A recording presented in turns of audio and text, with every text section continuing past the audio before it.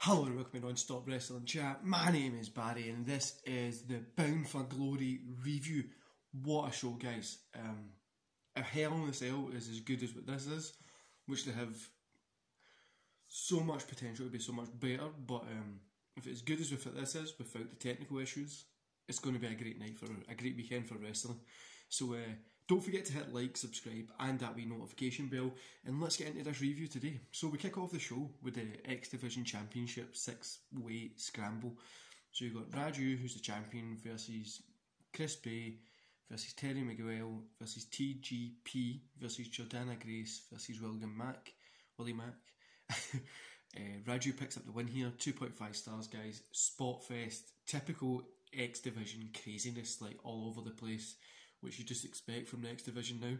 But enjoyable match. It lulled a wee bit here and there, but I really feel that there was some in the X Division, I feel it goes spot to spot to spot, but that's what they do. So I really think it has got a potential to get better, but this was a great match. Then the Call Your Shots gauntlet. I've not went through every single person that's came into this. You had, I think it was James Storm that came back. You had a few others. Rhino was the first to come in. Rhino picked up the win at the end, 2.5 stars.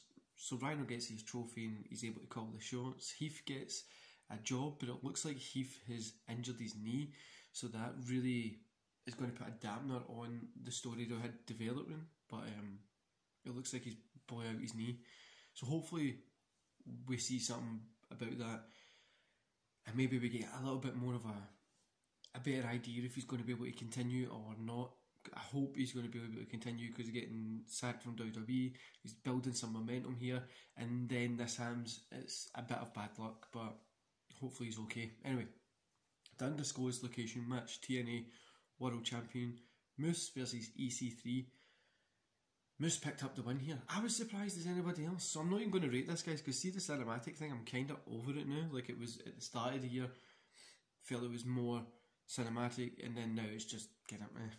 But I honestly thought EC3 was going to win. I don't know what they're going to do with Moose going forward, since he's just picked up the win against a great rival. I feel this was a little bit of a bad ending to this rival.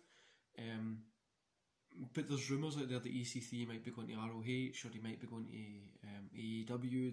He's moving somewhere else. There is rumours of that, so who knows? I hope he doesn't. I hope he stays in Impact for a little bit more time and doesn't just become one of those wrestlers that just hop show to show to show to show. Then we get a little flashback of earlier tonight. Dwayne The Rock Johnson inducted Ken Shamrock into the Impact Wrestling Hall of Fame, which I thought was weird, but okay. Then we get Eddie Edwards versus Ken Shamrock with Sami Callihan. Shamrock obviously picked up the win. They're not going to give Edwards the win when Shamrock's just been put in. 3 stars I gave this, guys. It was like an old school wrestling match. It was really fun. I liked it. Kind of like a throwback style, but something different. That's all we can really ask for, isn't it? Try to change things up, especially in 2020. Then we get the Tag Team Championship match. Motorcycle Machine Guns versus Good Brothers versus the North versus Ace Austin and Madman Fulton. The North pick up the win. I really thought this would have went to the Good Brothers, but I've gave this 3.5 stars because it was one of the best matches of the night. Alex Shelley got jumped at the start, so he was kind of out of it most of it, but Saban kind of put in enough work for fucking everybody in the ring, so it makes up for it. It was really good things, guys. I would go watch this one. Then we get the Knockouts Championship, Pruzo versus Su Young. 3 stars, great match. There's literally nothing else I can say about that one. It was just a great women's match. One of the best women's match this year, I would say. Definitely was a great match. Then we get the World Championship match. Eric Young versus Rich Swann. Rich Swann picks up the win here. I gave this 4 stars, guys. A storybook ending, happy ending. Fairy tales have happy endings. This was it for Rich Swann. The locker room comes out to celebrate. It was such a great ending. It was a great match. The story involved in it, the build up to this has been great, and the ending just was like the icing on top of the cake. It made everything work. It was good. Swann getting the win was even better. So overall, I gave the whole show 3.5 stars. I loved it. There was a few technical issues here and there.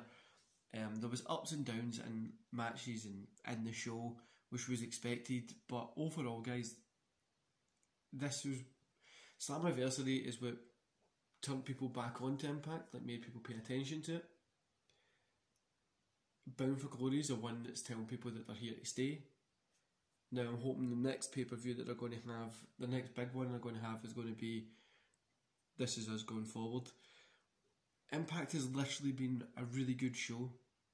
I think they're always hitting, for me personally, I think they're always hitting between 1.5 and 3. So it just depends on the night, but they're doing good. Compared to WWE with pretty much unlimited money and unlimited talent who consistently don't hit enjoyable shows, Impact's on the better side. It feels like they listen to fans as well. But that Rich Swann picking up was a great ending. I loved it personally. And I loved this show. It was, it felt like it's been from back in the TNA days when they were on TV trying to start the Monday Night Wars again. They're getting millions of views and then like they just fell away to nothing. Then now they've kind of worked their way back. Now they're not anywhere near back fucking in their glory days, but they're coming back, and that's the most important thing, because I've always loved TNA. Impact Wrestling is something that I've only started really enjoying again this year. I missed quite a lot of the Impact after kind of 2010, 2011, maybe even 12. After that, I picked up a show here and there and I just stopped watching it. But TNA was one of my favourites back in the day, and I really think this has become one of my must-watch shows, and I hope this becomes one of your must-watch shows as well. No, it's not great every week. The wrestling doesn't always make sense, but support a little show like this. I know it's big, but support a show and you're going to get some... It feels like they're going to give back something. And see, to be honest with you,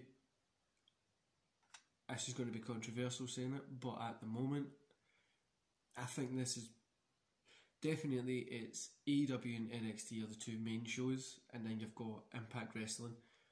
Really are for wrestling fans to watch and enjoy. Anyway, guys, I hope you enjoy the rest of your day.